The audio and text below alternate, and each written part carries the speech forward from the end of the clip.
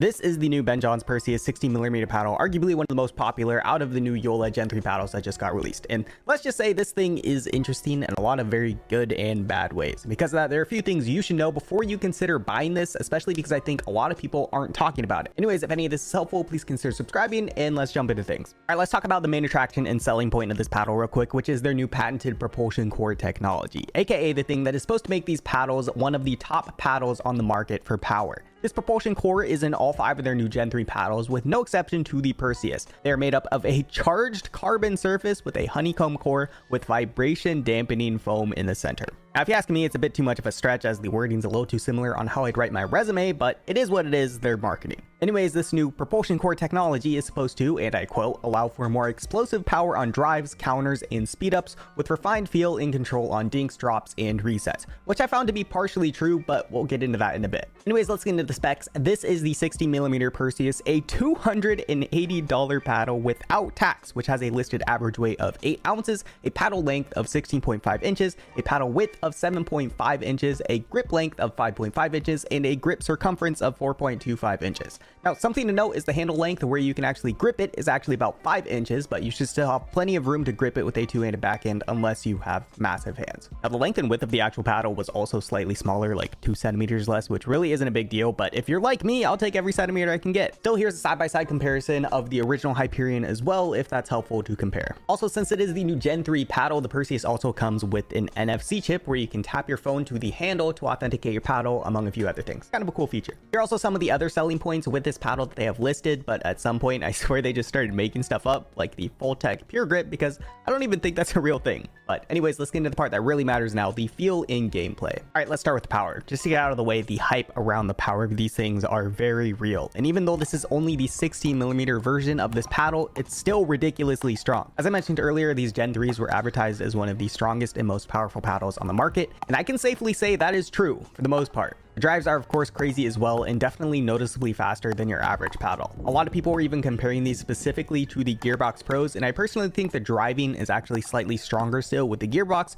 but not by much. I've been using the original Hyperion as my main paddle, which I think is a fairly balanced paddle all the way around, and comparing it to that, I could instantly see a huge difference between the two in power. A drive that would take all my effort to hit with my Hyperion could be done with just a flick of my wrist with the Gen 3 Perseus. Now the pop, on the other hand, is a completely different story. This is by far the poppiest paddle I have ever used before, even poppier than the Gearbox and arguably even poppier than the 14mm Gen 3 paddles. I specifically tested it side by side with the 14mm Tyson MacGuffin paddle too, which is supposed to be the hardest hitting out of all of them. And for drives, I think that is true, but for pop, I still think the 60mm Perseus actually pops a little bit more. Every ball that hits this thing seems to fly off the face of it like the paddle is spring loaded, which can be a good thing, but it also means it is really hard to control and get used to. Like, I can't exaggerate how much the ball launches off the face of this paddle. Little flicks of the wrist when I'm volleying that would normally go in go flying out of bounds. Simple drives from the baseline where I do my normal stroke would also go out of bounds. Blocks are probably the hardest to dial in, especially reset blocks, because every time it hits the paddle, even if you don't swing, it just launches straight off, which typically results in the ball popping straight up and making it really easy for the other team to put it away.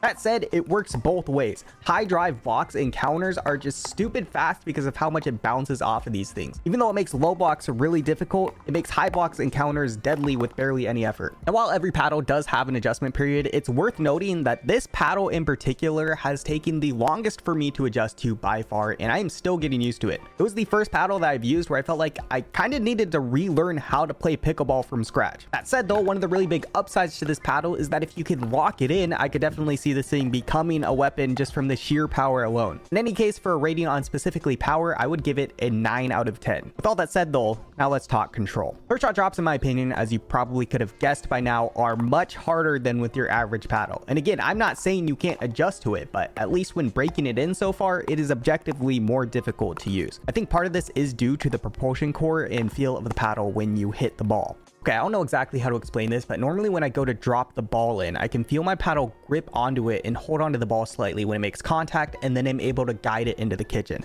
But with the 16mm Perseus, I feel like when I make contact with the ball, it immediately launches straight off the paddle, making it extremely difficult to place consistently. Mostly because it felt like I couldn't finish my full stroke and get as much topspin on it before it actually bounced off the paddle. And what's interesting is I actually tested this side by side with the 14mm Tyson McGuffin paddle too, and I think it was actually easier to drop the ball with that than this because it had less poppiness, which is kind of weird. Either way, moving on to dinks. While I don't think they feel as bad as drops, it still takes some time to get used to, mostly because of the poppiness. That said, I'm not gonna lie, I personally don't think it feels amazing to dink with.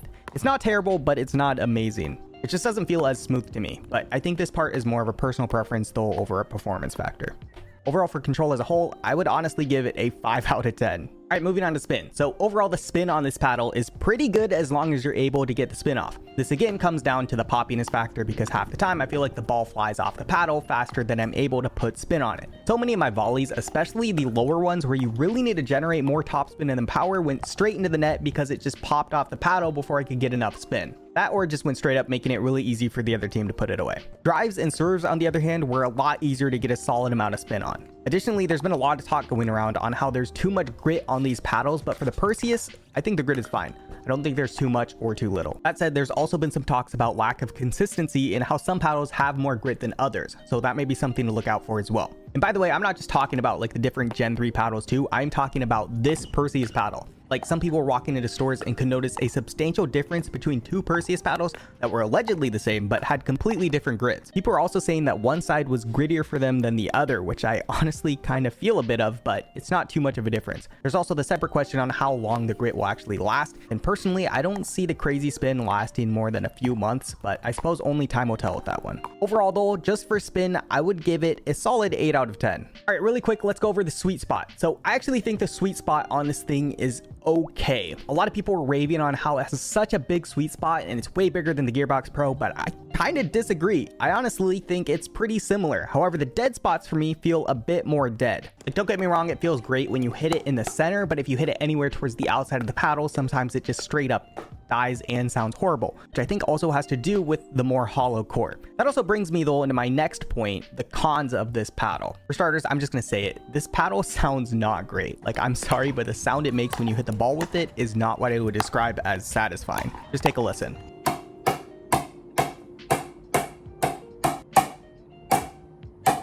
I'm honestly kind of shocked more people aren't talking about it. Now, obviously this is subjective, but I can't stress enough how much this sounds more like a toy than it does a $280 paddle. And I hate to say it, but it not only sounds like it, but it also kind of feels like it too. As soon as I picked this up for the first time, it immediately felt a bit cheap, and a part of that I think is due to their propulsion core that leaves the paddle a bit more hollow feeling. I mean, you can just hear the difference from me just knocking on it. This hollow feeling unfortunately also leads to that more fragile feeling in hand as well. So much so that when I went to smash the ball for the first time, I honestly wasn't sure if I was going to break it. Now, in its defense, it has held up fine so far without any issues, but it is something to know. And same with the sound too, because while you might really like playing with it physically, if you hate the sound it makes, it could be a deal breaker. Don't quote me on that. Funny enough, I actually don't think the 14mm sounds near as bad just because there's a bit less space in between, so there is that to also take into consideration. And I will say I have gotten more used to the sound over time. I mean, I also hated the sound the Gearbox made too when I first played with it. In conclusion though, should you get the Gen 3 Perseus paddle? Well, maybe. I think this paddle in particular could be really good for very specific and niche types of players. It's definitely not made for new or beginner players, not that beginner players would be dropping $280 on a paddle anyways, but still. I would say this is really best for advanced players who are solely looking to fill a power gap in their gameplay who already have really good control. Because if you're able to lock in the control aspect, the sheer power players will be able to generate with this could be well worth it. I mean, I'll admit, the propulsion core really does bring a next level of power to pickleball paddles. I could also see this paddle specifically being good for singles, as those are the areas it really shines the most. Out of the Gen 3 paddles, the Perseus could also be really good for you too if you use a two-handed backhand and really like the elongated face for that extra reach. But still, I need to emphasize that this paddle just isn't for everyone, especially with its really steep price tag. Also, again, I've personally only used this for a few weeks now, and I think the break-in period is still much longer than that, so it really is too early to determine how good it really is. But it is getting easier and easier to use as I go. Also, Ben Johns is clearly making it work, so there's that too. Maybe I'll also do an update down the road to see how much of a difference there really is with time. Anyways, that is it. Hopefully this was helpful. Please consider subscribing if you want to see more. Thank you for watching, and I will see you next time.